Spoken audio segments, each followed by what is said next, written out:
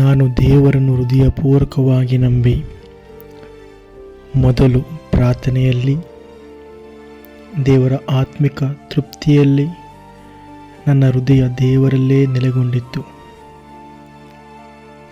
ಆದರೆ ನನ್ನ ಜೀವನದಲ್ಲಿ ಕೆಲಸ ಬಂದಾಗ ನಾನು ಕೆಲಸದಲ್ಲಿ ಮುಳುಗುತ್ತಾ ಹೋದೆ. ತಿಳಿಯದೆ ದೇವರು ನಿಧಾನವಾಗಿ ನನ್ನ ಜೀವನದಲ್ಲಿ ಹಿಂದೆ ಸರಿಯುತ್ತಾ ಹೋದರು.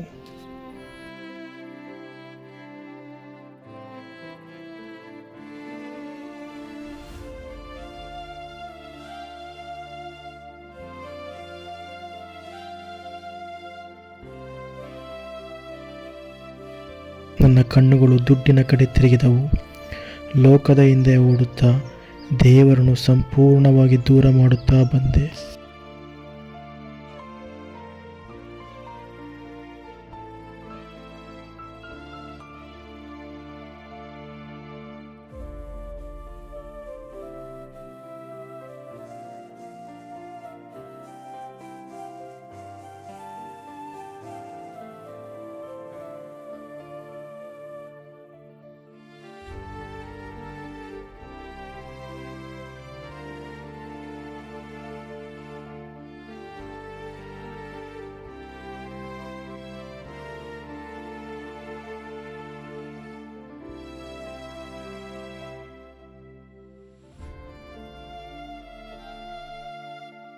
ದೇವರನ್ನು ಮುಂದೆ ಇಡದೆ ಲೋಕವನ್ನು ಮುಂದೆ ಇಟ್ಟಾಗ ನನ್ನ ಜೀವಿತದಲ್ಲಿ ಬಂದಂಥ ಸಂತೋಷವೆಲ್ಲ ಕೈಬಿಟ್ಟು ಹೋಯಿತು.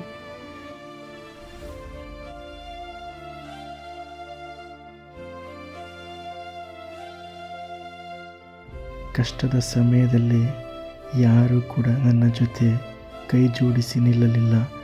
ಆದರೆ ಒಬ್ಬರು ನಿಂತರು. ಅವರೇ ನನ್ನ ಯೇಸು.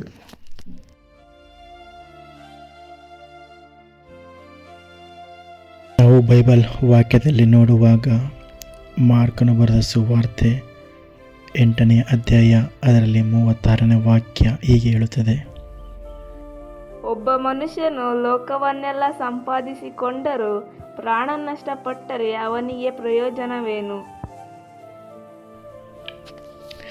ಇಲ್ಲಿ ನಾವು ನೋಡುವಾಗ ಲೋಕವನ್ನೆಲ್ಲ ಸಂಪಾದಿಸಿಕೊಂಡು ತನ್ನ ಆತ್ಮವನ್ನು ನಷ್ಟಪಡಿಸಿಕೊಂಡರೆ ಮನುಷ್ಯನಿಗೆ ಏನು ಲಾಭ? ನಾವು ದುಡ್ಡು ಸಂಪಾದಿಸಬಹುದು, ಹೆಸರು ಪಡೆಯಬಹುದು, ಲೋಕದ ಸಂತೋಷವನ್ನು ಕೂಡ ಪಡೆಯಬಹುದು. ಆದರೆ ನಮ್ಮ ಆತ್ಮವೇ ಕಳೆದು ಹೋದರೆ ಆ ಜೀವನಕ್ಕೆ ಏನು ಅರ್ಥ? ನಾವು ದೇವರನ್ನು ಮುಂದೆ ಇಟ್ಟು ಹೋಗುವಾಗ ಈ ಲೋಕದಲ್ಲಿರುವ ಪ್ರತಿಯೊಂದು ನಮ್ಮ ಹಿಂದೆ ಬರುವಂಥದ್ದಾಗಿದೆ. ದೇವರು ನಿಮ್ಮನ್ನು ಆಶೀರ್ವಾದ ಮಾಡಲಿ. ಆಮೆನ್.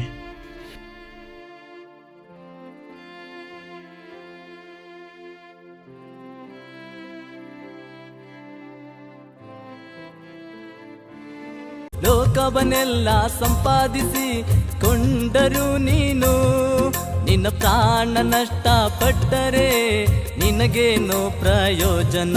ನಿನ್ನ ಪ್ರಾಣ ನಷ್ಟಪಟ್ಟರೆ ನಿನಗೇನೋ ಪ್ರಯೋಜನ?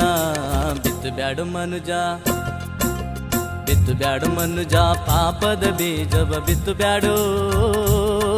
ನಿನ್ನ ಅಂತ್ಯಕ್ಕೆ ಕೊನೆಗಾಣುವ ದಿನ ಬಂತು, ಬಿತ್ತು ಬ್ಯಾಡೋ.